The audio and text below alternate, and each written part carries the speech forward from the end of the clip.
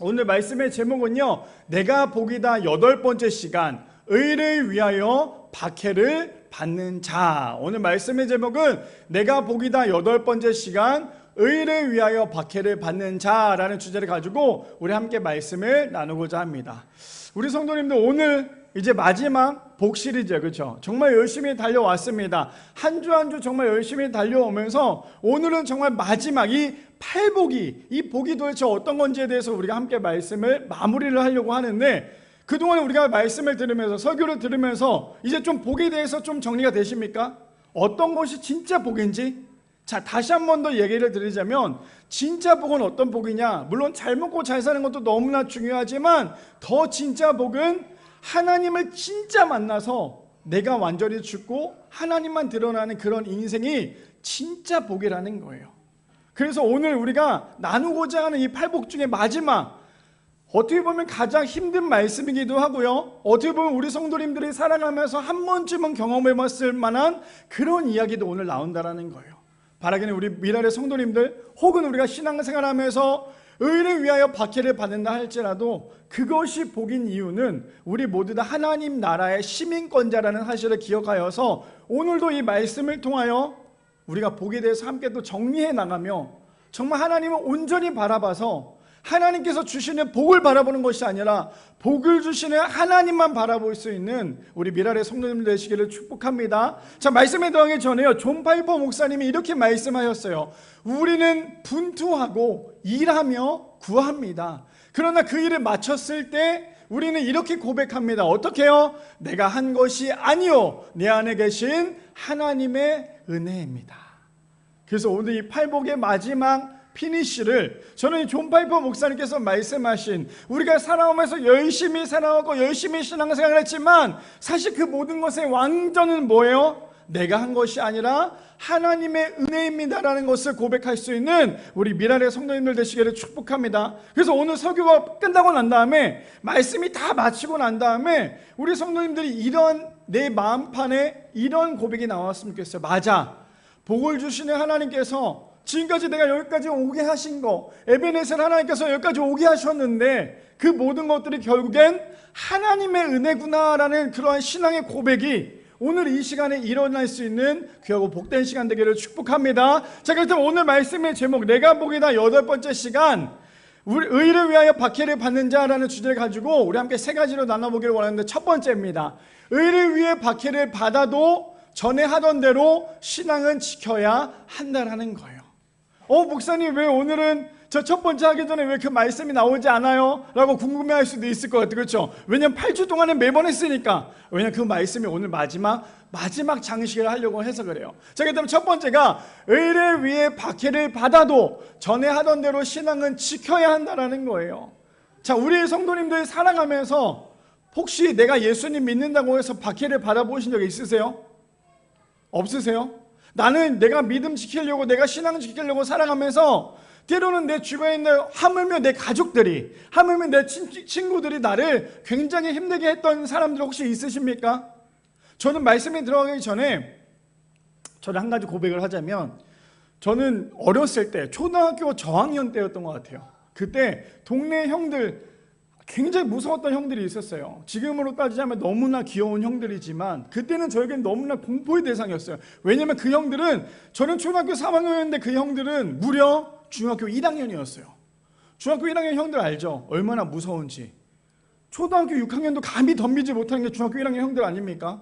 근데 그 형들이 항상 저에게 하는 말이 있었어요. 토요일날, 그리고 또 주일 아침만 되면 우리 집 앞에 와서 항상 하는 말이 있어요. 야, 너 오늘 교회 가지 마라. 교회 가기만 해. 너 오늘 교회 가면 500원 나한테 내야 돼. 근데 그때 당시 500원이라는 돈이 쉽게 줄 수 있는 돈은 아니었어요. 왜냐면 그때 당시 오락실 한번, 지금은 뭐 물론 요즘에는 오락 한번 하는데 막 1,000원, 2,000원 이러지만 옛날에는 100원 막 이랬잖아요. 그러니 500원이 얼마나 그 초등학생한테 큰 돈이겠어요. 근데 그 형들이 항상 하는 말이 있어요. 너 교회만 가면 500원 나한테 내야 될 거야. 근데 500원 너 그날 당장 안 주면 500대 맞을 줄 알아? 그러면 저희 입장에서는 어떻게 해야 될까요? 맞아, 차라리 500대 안 맞고 500원 안 줘, 교회 안 가는 게 낫지 않겠어? 근데 제가 한번 그때 스승의 주일날 한번 고백했던 기억은 아시죠?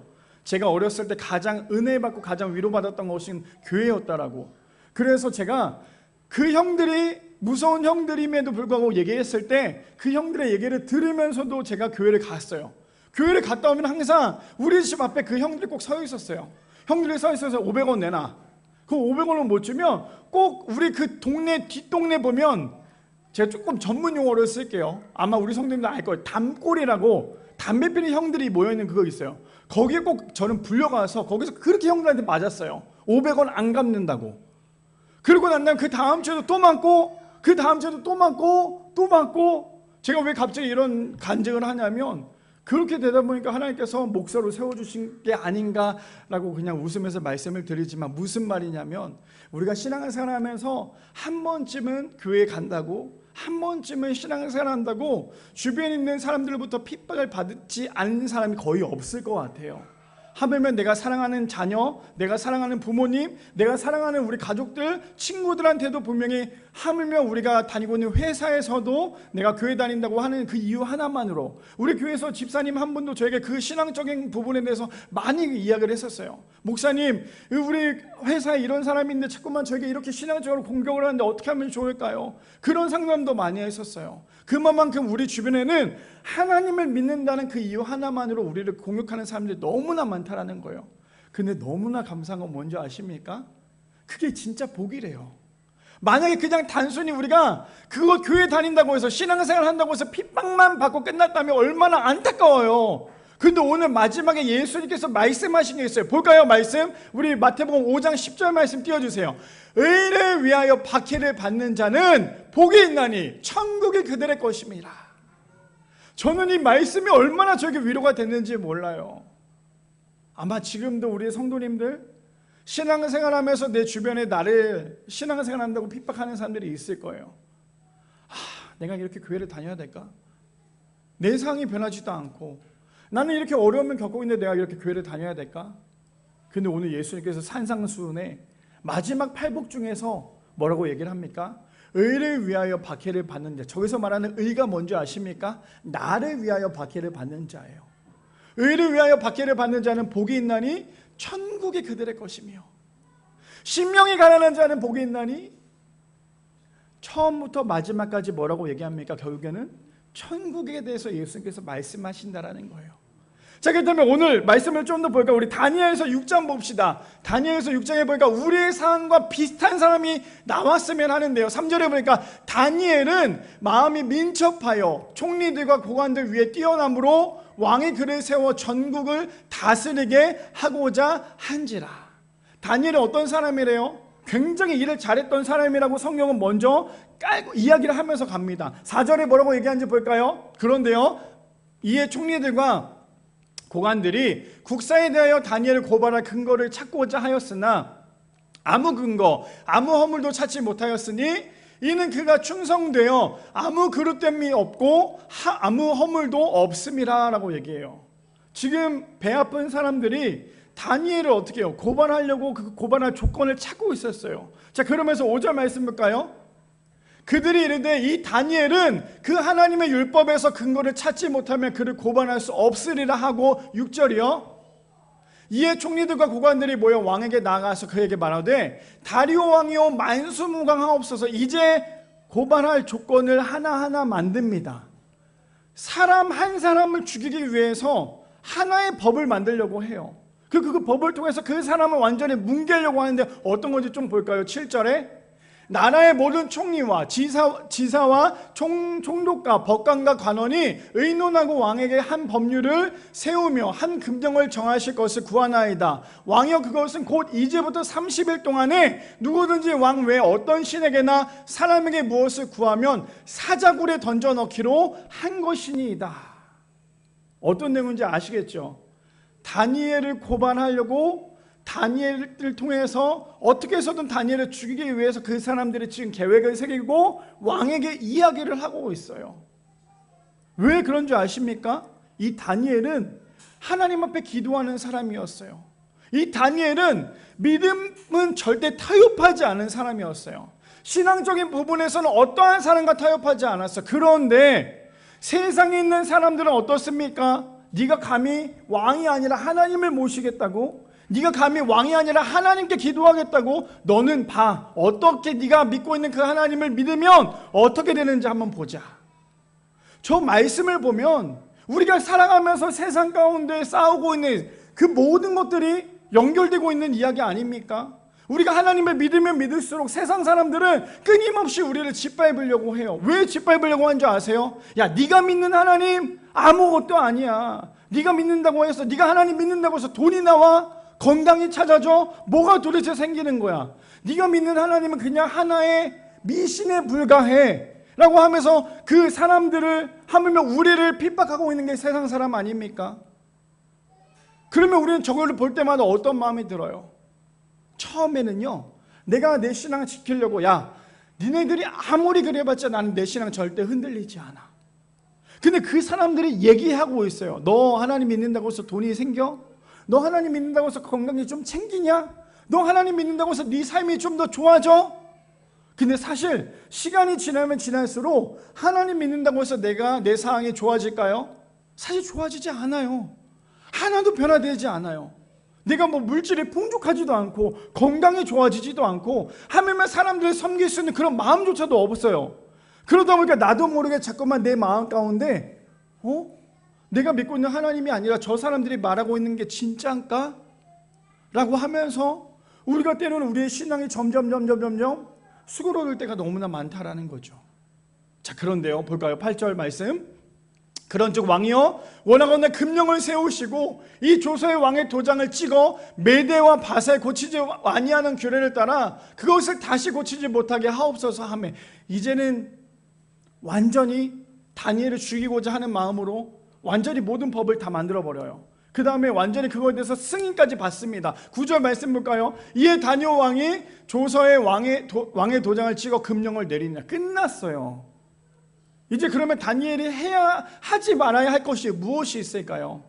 다니엘은 절대로 하나님을 섬겨서는 안 돼요. 절대로 사람들이 보는 앞에서 기도해서도 안 돼요. 왜요? 기도했다가 어떻게 된대요? 그들이 하려고 했던 건 사자굴에 집어넣겠대요. 여기서 사자 이길 수 있으신 분 있으세요? 아무도 없잖아요. 사자굴에 집어넣겠대요. 근데 저게 그냥 빈말이 아니라 진짜였어요. 왜? 도장을 찍었잖아요. 자, 봅시다. 10절 말씀. 그런데 너무 놀라운 게 있어요. 다니엘이 이 조서에 왕의 도장에 찍힌 것을 어떻게 해요? 알았대요. 모른 척 했던 거 아니라, 자신의 신앙을 지키고자 해서 모른 척 했던 게 아니라, 분명히 내가 기도하면 왕의 도장에 찍힌 것처럼 내가 사자굴에 들어갈 것을 알고도 뭐하고 있습니까? 알고도 자기 집에 돌아가서는 윗방에 올라가 예루살렘을 향하여 창문을 열고 전에 하던 대로 하루에 3번씩 무릎을 꿇고 기도하며 그의 하나님께 감사하였나이다. 저게 말이 됩니까? 저 말 안 돼요. 왜 안 됩니까? 분명히 도장 찍힌 거 알았잖아요.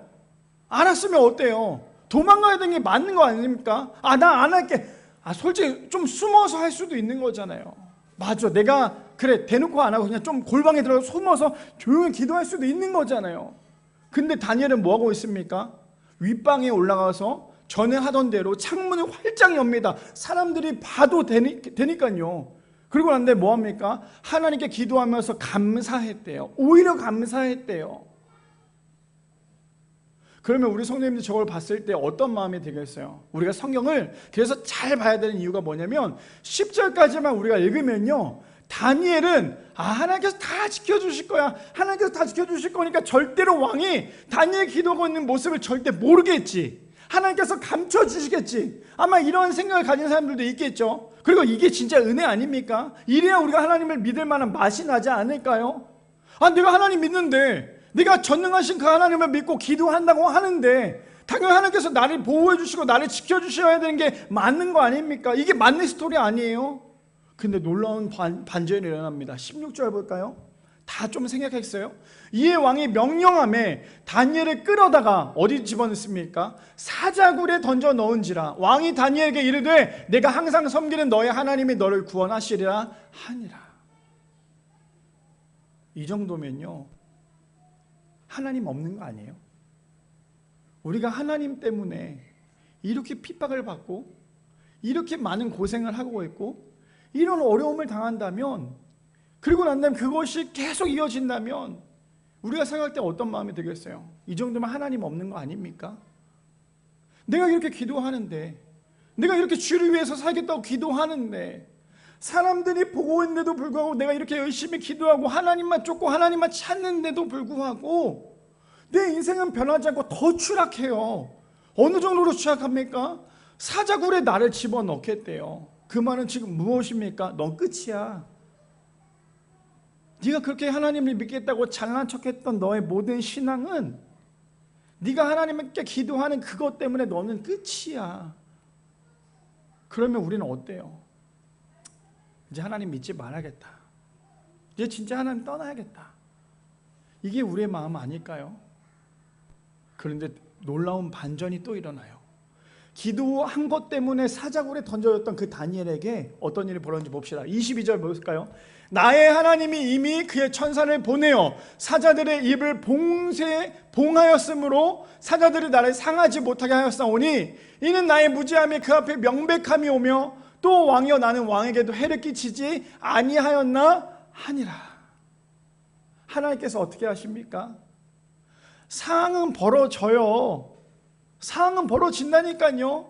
없어지는 게 아니라요. 그 상황은 벌어져요. 제가 저번에도 말씀드렸잖아요. 신앙생활하면서 우리에게 어려움이 찾아왔을 때 그 어려움을 우리가 하나님께 기도한다고 해서 그 어려움이 사라지진 않아요. 그 어려움은 계속 진행돼요. 우리가 육체적인 아픔이 있으면 육체적인 아픔이 계속 있어요. 우리가 물질적으로 어려운 물질적인 어려움이 계속 있어요. 관계적인 부분에 대해서 있으면 관계적인 부분이 계속 있어요. 근데 그렇다고 하나님을 떠나는 게 아니라 그럼에도 불구하고 하나님께 매달렸을 때 하나님께서 하시는 일은 뭐냐면 살 길을 마련해 주신다는 거예요. 분명히 다니엘은 어떻습니까? 사자굴에 집어 던졌잖아요. 그랬으면 다니엘 끝난 거 아니에요? 근데 하나님께서 사자의 입을 막아버렸어요. 사자가 다니엘을 잡아먹지 못하도록 사자를 막아버렸어요. 그리고 난 다음에 놀라운 건 뭔지 아십니까? 누가 자신을 사자굴에 던져요? 왕의 도장, 왕의 명령으로 사자굴에 던지잖아요. 근데 다니엘은 거기에다 대고 왕, 내가 나가서 보자. 내가 너한테 반드시 복수할 거야가 아니라 어떻게 얘기하는지 볼까요? 나의 무지함이 그 앞에 명백함이 오며 또 왕이여 나는 왕에게도 해를 끼치지 아니하였나이다. 신앙생활이 너무나 어렵죠. 신앙생활 하는 게 너무나 어려워요. 그래서 첫 번째 뭐라고 얘기했습니까? 의를 위해 박해를 받아도 전에 하던 대로 신앙을 지켜야 한다라는 거예요. 그래서 우리가 신앙생활 하면서 여기 앉아 계신 분들이 보통 신앙을 1, 2년 한 사람도 없겠죠. 우리 하준이는 이제 1년 차가 되어가고 있지만 보통 우리가 신앙생활을 하면 굉장히 많이 했을 거예요. 많이 하는데 많이 하면 할수록 우리에게 찾아오는 것은 평안과 안전이 아니라 고통과 핍박이 더 많이 찾아올 때가 있어요. 그럴 때 우리가 해야 될 건 무엇입니까? 주님을 떠나지 않는 거예요. 왜 예수님께서 의를 위하여 핍박을 받는 자는 복이 있나니 천국이 그들의 것임이라고 말씀하신 줄 아십니까? 나도 널 떠나지 않을 거야. 나도 널 떠나지 않을 거라고. 우리 한번 이렇게 고민해 봤으면 좋겠어요. 우리가 살아가면서 우리가 하나님을 더 많이 핍박하십니까? 아니면 하나님이 나를 더 많이 핍박하십니까? 이거 한번 고민해 봤으면 좋겠어요. 한 줄 동안에 살아가면서 나는 과연 하나님을 얼마나 핍박했는지, 아니 하나님께서 나를 얼마나 핍박했는지 한번 고민해 보세요. 그러면 아마 100대 0일걸요. 하나님은 나를 핍박하시지 않으세요. 그런데 나는 여전히 하나님을 핍박하고 있어요. 그런데 예수님께서 반대로 뭐라고 말씀하십니까? 너가 나를 위해 핍박을 받으면 너는 복이 있는 사람이야. 왜 그렇게 말합니까? 너는 나를 떠날지언정 나는 너를 떠나지 않을 거거든. 그러니 우리는 복된 인생 아닙니까? 신앙생활에 세상에서 일할 때 얼마나 많은 핍박을 당해요. 핍박을 당해도 우리가 절대로 거기서 포기하지 말아야 될 것은 무엇이냐면 그래야지만 우리가 하나님의 자녀가 진짜로 될 수 있기 때문이에요. 누가 우리를 흔들린다고 해서 흔들리지 마시고 전에 하던 대로 말씀과 기도와 찬양을 지켜가며 전에 하던 대로 우리의 신앙을 지킬 수 있는 우리 미라의 성도님들 되시기를 축복합니다. 두 번째 이렇게 얘기하죠. 의를 위해 박해를 받는다는 것은 내가 지금 올바르게 믿고 있다는 증거라는 거예요. 얼마나 위로가 됩니까? 얼마나 위로가 돼요. 의를 위해 박해를 받는다는 것은요, 내가 지금 올바르게 믿고 있다는 증거라는 거예요. 마귀는 절대로 잘 믿고 있는 사람을 흔들어요. 잘 믿고 있지 않는 사람, 어설프게 하나님 믿는 척하는 사람, 하나님 믿을까 말까 고민하는 사람, 마귀 절대 흔들지 않습니다. 왜요? 흔들지 않아도 어차피 넘어지게 되어 있거든요. 근데 마귀는 어떤 사람을 흔듭니까? 내가 주를 위해 살려고 열심히 노력하는 사람, 내가 오늘부터 진짜 신앙생활 열심히 하겠다고 하는 사람을 마귀는 흔들어요. 왜 흔듭니까? 절대 하나님 편에 서지 못하게 하려고. 그래서 두 번째 뭐예요? 의를 위해 박해를 받는 것은 내가 지금 올바르게 믿고 있다는 증거예요. 내가 신앙생활 하면서 때로는 나를 통해서 핍박을 주는 사람이 있다면, 와, 내가 진짜 믿고 있구나. 그거 하나면 우리에게 너무나 위로가 되지 않습니까? 다시 한 번 더 말씀 볼까요? 마태복음 5장 10절 말씀. 그래서 이렇게 얘기를 합니다. 5장 10절 말씀. 의를 위하여 박해를 받는 자는 복이 있나니 천국이 그들의 것임이라. 저 10절 말씀 사실 쉽진 않아요. 그렇죠?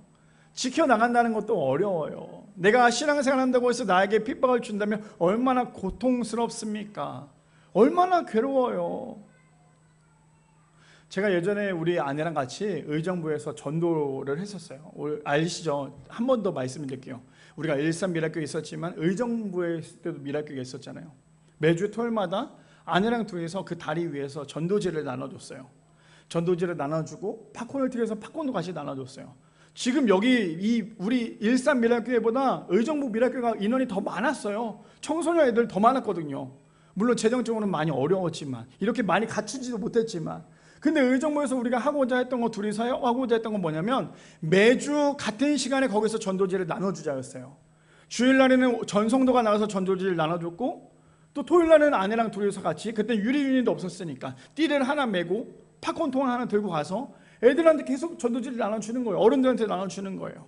근데 어떤 일이 있었냐면, 지금도 제가 이걸로 정말 많은 간증을 하고 다니지만, 간증이라고 하기보다는 제가 얼마나 그때는 너무나 혈기왕성했냐면, 전도지를 나눠주다 어떤 한 친구가 전도지를 받았어요. 근데 그 전도지를 받았으면 보통 어때요? 전도지를 받으면 최소한 우리가 보이지 않는 곳에 가서 버려야 되는 게 맞잖아요. 예의가 있다면. 근데 그 친구는 그 전도지를 받자마자 팝콘은 뜯고 그 전도지는 땅바닥에 버리는 거예요. 그러니 그때 혈기왕성했던 제가 어떻게 했을까요? 상상이 안 되십니까? 그때 혈기왕성했던 제가 저기요 이렇게 했을까요? 아니에요. 야! 너 일로 와봐. 너 지금 뭐 하는 거야?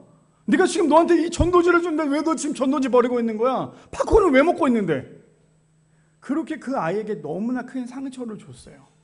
그때는 그게 제가 맞다고 생각을 했어요. 왜냐하면 나는 하나님을 위해서 그렇게 비싼 팝콘을 튀겨가며 전도지를 나눠주고 있는데 지금 네가 뭔데 내 전도지를 받지 않아. 이 마음에 제가 그 친구를 붙잡아서 막 화를 냈어요. 근데 제가 사역을 하면서 말씀을 보면서 오늘 말씀을 준비하면서 어떤 마음이 가장 컸냐면, 나는 의를 위해서 박해를 받는 걸 너무나 싫어했구나. 너무나 싫어했구나. 근데 이게 비단 저만이 아니라 아마 여기 앉아 계신 모든 성도님들도 같을걸요?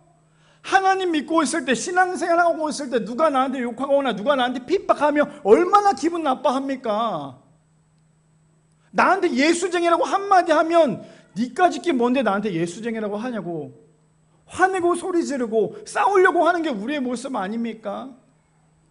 우리는 점점점 멀어지는 거예요. 어떤 거랑요? 의를 위하여 박해를 받는 자랑 점점점 멀어지고 있는 게 우리의 모습 아닙니까?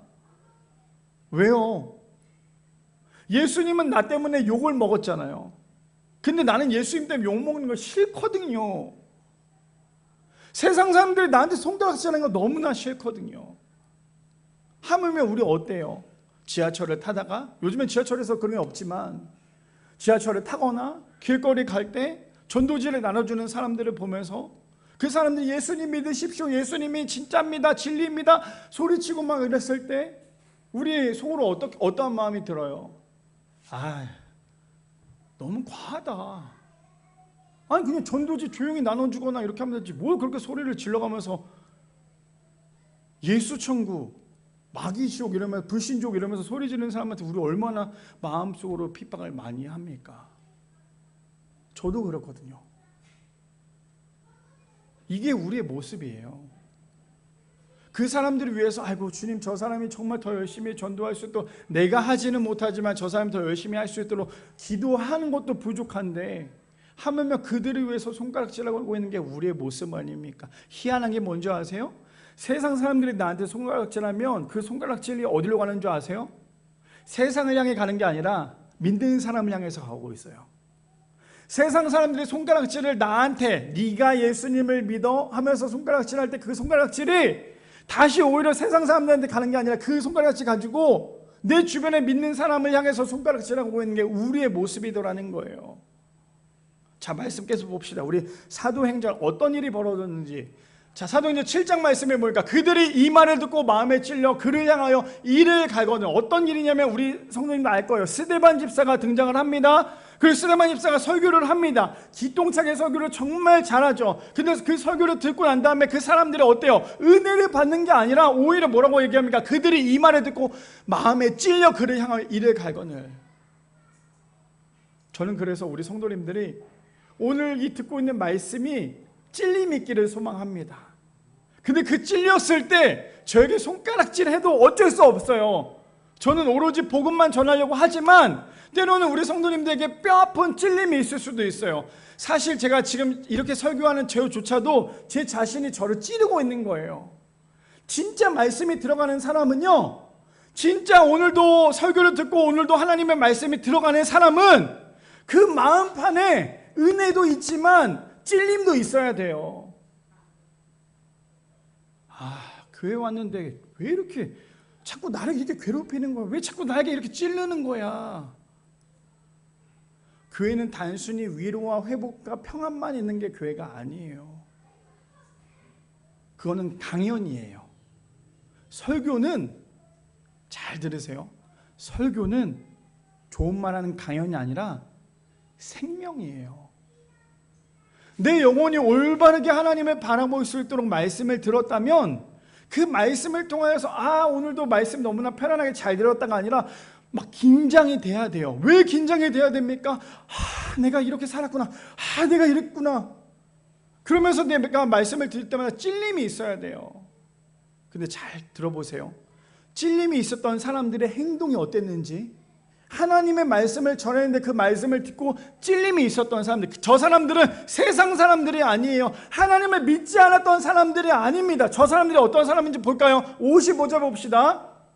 스데반이 성령 충만하여 하늘을 우러러 주목하여 하나님의 영광과 및 예수께서 하나님 우편에 서신 것을 보고 성령 충만했잖아요. 56절 말씀이요, 말하되 보라 하늘이 열리고 인자가 하나님 우편에 서신 것을 보노라 한데, 지금 성령 충만한 스데반의 설교를 통해서 말씀을 전합니다. 그랬더니 어떤 일이 벌어졌는지 봅시다. 57절에 그들이 큰 소리를 지르며 귀를 막고 일제히 그에게 달려들어.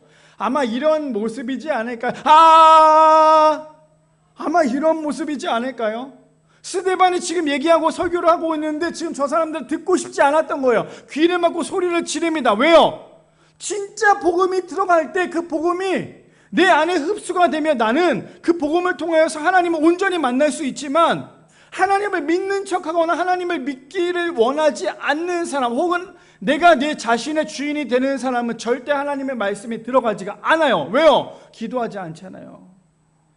내가 오늘 말씀을 통해서 하나님을 만나겠습니다, 기도하는 사람과 그렇지 않은 사람은 당연히 다를 수밖에 없다는 거죠. 봅시다. 58절 말씀에 성 밖에 내치고, 누구를 내칩니까? 스데반을 내쳤어요. 듣기 싫으니까 내치고 돌로 칠세 증인들이 옷을 벗어 사울이라 하는 청년의 발 앞에 두니라. 우리 너무나 잘 알고 있는 사울이 등장을 하죠. 이제 지금 돌로 쳤습니다. 지금 거의 맞아 죽을 지경이에요. 59절이요. 그들이 돌로 스데반을 치니 스데반이 부르짖어 이르되 주 예수여 내 영혼을 받으시옵소서. 저 내용을 보면서 우리 성도님들 저렇게 살아가실 수 있으시겠습니까? 하나님을 믿는다고 해서 사람들이 나에게 돌멩이를 던져요. 그럼 그 돌멩이를 맞으면 우리 어떤 모습이겠어요? 주님, 저들은 알지 못해요. 제가 하나님을 위해서 이렇게 말씀을 전했는데 저들이 알지 못해서 저에게 돌을 던지네요. 저들을 용서하여 주옵소서라고 얘기할 수 있는 사람이 과연 몇 명이나 될까요? 죄송해요. 목사인 저는요, 반대로 할 것 같아요. 돌을 저에게 던졌어요. 맞았어요. 그 돌을 주워요. 그 사람에게 다시 던져요. 아마 이게 우리의 모습이지 않을까요? 저는 더 하나 던졌으면 두 개를 집어서 던지는 게 저의 모습일 거예요. 예수님을 믿는다고 하면서 서두에도 얘기했지만 핍박받는 거 싫어하는 게 우리의 모습이잖아요. 근데 지금 스데반은요, 자신이 죽음 앞에까지 있음에도 불구하고 확실한 구원 받았다라는 그 은혜가 주어졌기 때문이에요. 그 믿음이 있기 때문에 스데반은 절대 흔들리지 않았어요. 아마 목사님 저도 할 수 있어요 라고 하겠지만 돌로 한 대만 맞아봐요. 그 생각이 드나. 오늘 예배 끝나고 제가 돌 하나씩 던져 볼 테니까 성도님들 맞고 난 다음에 한번 생각해 보세요. 그래도 내가 진짜 하나님 믿을 수 있는지. 아마 대부분 돌 한 대 맞고 나면 둘 중에 하나겠죠. 신고하거나 그 사람을 향해서 돌은 아니더라도 주먹으로도 한 대 때릴 거 아니에요. 그게 우리의 모습 아닙니까? 그런데 기가 막힌 거 60절 말씀입니다. 무릎을 꿇고 크게 불러 이르되 주여 이 죄를 그들에게 돌리지 마옵소서. 이 말을 하고 자니라. 제가 최근에 읽었던 책 중에 이어룡 교수님 아세요?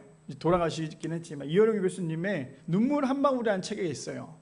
그 책의 내용이 어떤 내용이냐면 이어룡 교수님께서 이제 소천하시기 전에 한 2, 3년 전에 책을 막 열심히 쓰신 거예요. 책을 쓰려고 했던 게 아니라 하루하루를 자신의 일기장을 기록을 했어요.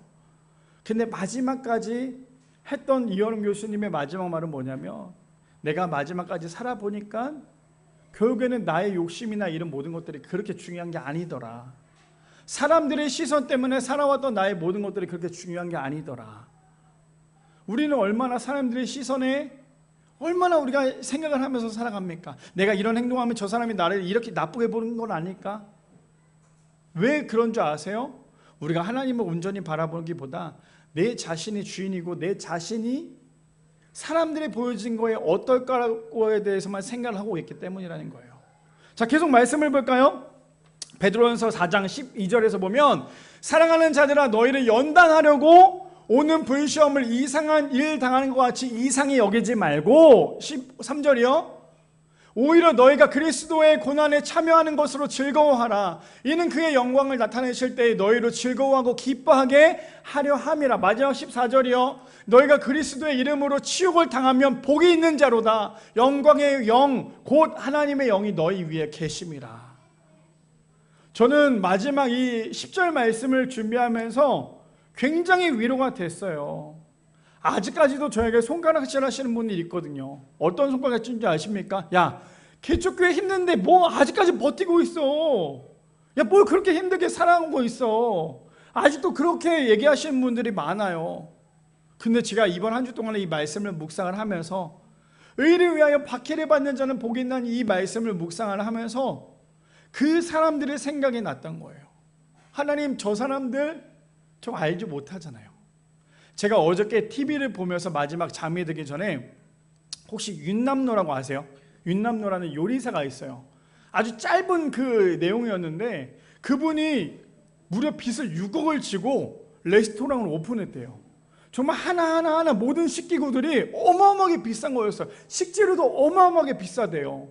그래서 거기 있는 주변에 있는 모든 선배 요리사들이 한마디씩 했대요. 너 이렇게 무리하면, 너 이렇게 빚 많이 지면 너 이거 어떻게 갚으려고 하냐? 나중에 너 이러면 직원들 월급도 못 주는데 너 어떻게 하려고 하냐? 근데 윤남노라는 그 요리사가 뭐라고 얘기했냐면 이제 그만 얘기하라고. 내가 알아서 할 거고 난 할 자신이 있다고. 나는 자신이 있으니까 나에게 뭐라 하지 말라고. 그 얘기를 하는데 제가 가슴이 막 콩짝콩짝 뛰는 거예요. 왜 그런 줄 아십니까? 우리에게 손가락질하는 모든 사람에게 우리가 자신 있게 얘기할 수 있는 거예요.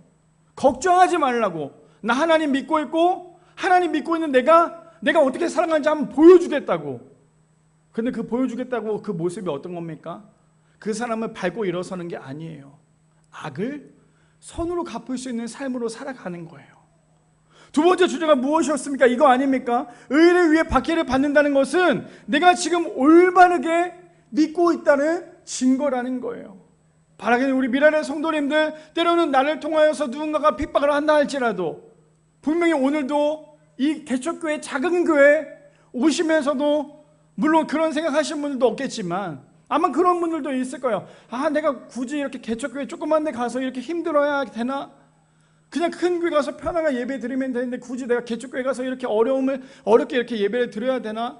그런 분들도 있겠지만 그럴수록 내가 진짜 잘 믿고 있구나. 내가 정말 어려운 데서도 믿음을 지키고 있고 신앙생활하고 예배를 드리고 있다는 건 내가 정말 신앙을 잘 지키고 있구나. 그 믿음을 붙잡고 하나님 앞에 나갈 수 있는 우리 미라의 성도님들 되시기를 축복합니다. 마지막 세 번째입니다. 마지막 세 번째 이렇게 얘기하죠. 의를 위해 박해를 받는 자가 복이 있는 이유는요, 천국의 시민권자이기 때문이라는 거예요. 지금 첫 번째 팔복 중에 첫 번째부터 마지막 팔복까지 마무리예요. 마무리. 이거 놓치면 안 돼요. 아시겠죠?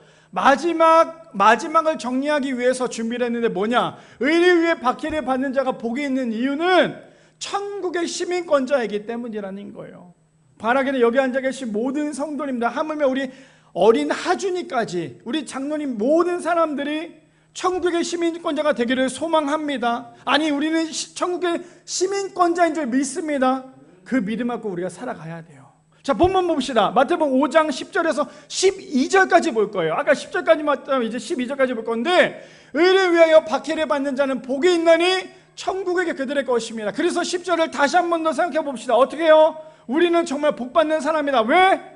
하나님 때문에 욕을 먹는 귀한 인생이기 때문에, 하나님 때문에 핍박받고 있는 귀한 인생이기 때문에 우리는 복된 인생이다. 자, 11절 볼까요? 그래서 이렇게 얘기합니다. 나로 말미암아 너희를 욕하고 박해하고 거짓으로 너희를 거슬러 모든 악한 말을 할 때는 너에게 복이 있나니 예수님께서 말씀하시죠. 그러면서 12절에 이렇게 얘기합니다. 기뻐하고 즐거워하라.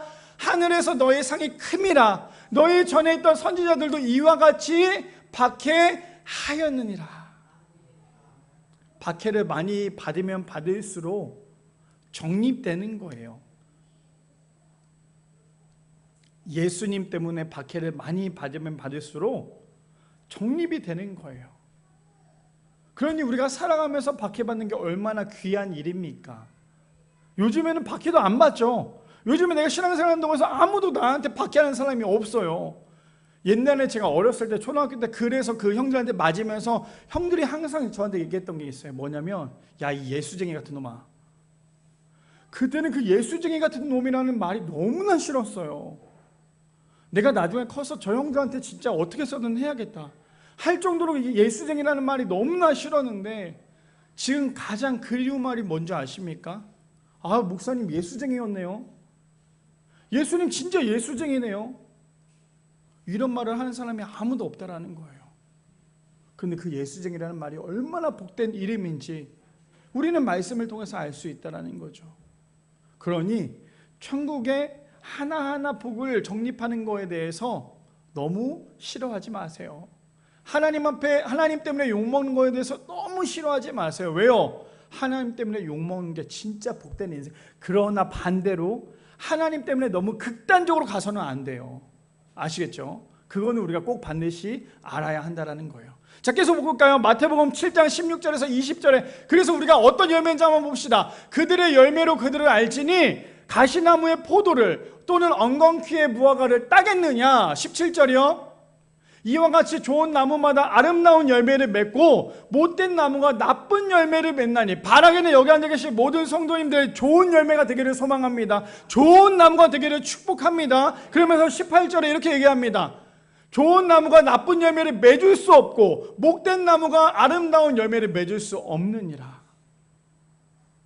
그래서 우리가 우리의 열매를 보면 우리는 좋은 나무인지 나쁜 나무인지를 알 수 있다라는 거예요. 그러니 어설프게 따라하지 마세요. 나쁜 나무이면서 좋은 나무인 척하면 결국에는 우리의 열매는 뭐가 나옵니까? 나쁜 열매가 나올 수밖에 없다라는 거예요. 그러면서 19절 말씀해요. 아름다운 열매를 맺지 아니하는 자마다 하는 나무마다 찍혀 불에 던져지느니라. 20절이요. 이러므로 그들의 열매로 그들을 알리라. 그래서 우리의 인생을 살아오면서 우리의 인생의 열매를 보면요, 내가 정말 열심히 하나님을 위해서 살았구나라는 것을 알 수 있고, 내가 하나님을 열심히 믿는 척만 했구나라는 것을 나의 열매를 통해서 알 수 있다는 거예요. 그뿐 아닙니다. 요한복음 12장 45절에 나를 보는 자를 나를 보내신 이를 보는 것이니라. 저는 저 말씀이 지금도 읽으면 읽을수록 굉장히 뭉클하고 너무나 위로가 되고 너무나 회복이 되는 거예요. 뭐예요? 아무것도 아니에요. 사실 그게 뭐 이게 그렇게 어렵습니까? 그런데 우리가 하나님을 볼 수 없잖아요. 영이신 하나님을 볼 수 없어서 예수님께서 예수님을 보여주신 거예요. 예수님의 모습을 통해서 하나님을 보여주신 거예요. 이해되십니까? 우리가 하나님을 볼 수 없으니까, 우리 같은 죄인이 하나님을 볼 수 없으니까 예수님께서 이 땅에 오셔서 하나님의 모습을 직접 보여주신 거예요. 뭐라고요? 나를 보는 자를 나를 보내신 이를 보는 것이니라. 얼마나 예수님이 우리를 사랑하신 줄 아시겠죠? 얼마나 사랑하는지 아시겠죠? 그뿐 아닙니다. 디모데후서 3장 12절 말씀에 무릇 그리스도 예수 안에서 경건하게 살고자 하는 자는 박해를 받으리라. 성경에는요, 너무나 자세하게 얘기하고 있어요.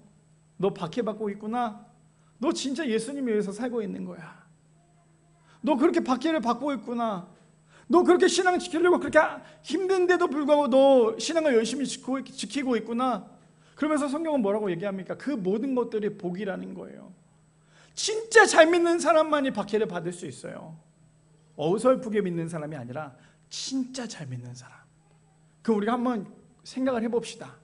요즘에 우리가 살아가면서, 지금까지 살아오면서 우리는 과연 얼마나 많은 박해를 받아왔는지, 아니면 박해를 받지 않고 정말 숨죽여가면서 신앙생활을 하고 있었는지 한번 생각을 해봤으면 좋겠어요.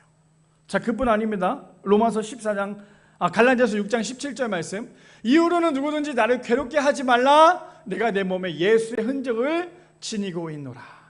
바라기는 우리 모든 성도님들, 우리의 몸속에, 우리의 마음속에, 우리의 영과 우리의 혼과 모든 거에 예수님의 흔적을 지닐 수 있는 우리 모두가 되기를 축복합니다. 그래서 마무리를 이렇게 하고 싶어요. 우리가 8주 동안 읽었던 로마서 말씀 띄워주실래요? 로마서 14장 17절. 왜 이 말씀이 8주 동안에 함께 읽었는지 다시 한 번 더 읽어주면, 하나님의 나라는요, 우리가 소유하고자 했던, 우리가 정말 가고 싶었던 그 하나님의 나라는 단순히 내가 먹고 마시는 것이 아니래요.